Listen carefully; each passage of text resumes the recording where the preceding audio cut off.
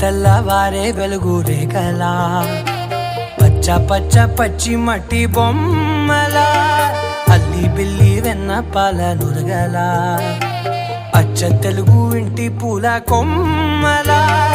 దేవదేవుడే పంపగా ఇలా దేవతే మా ఇంట అడుగే పెట్టెనంట బ్రహ్మ కళ్ళలో కాంతులే మా అమ్మలా మా కోసం మళ్ళీ లాలి పాడేనంట. వచ్చిందమ్మా వచ్చిందమ్మా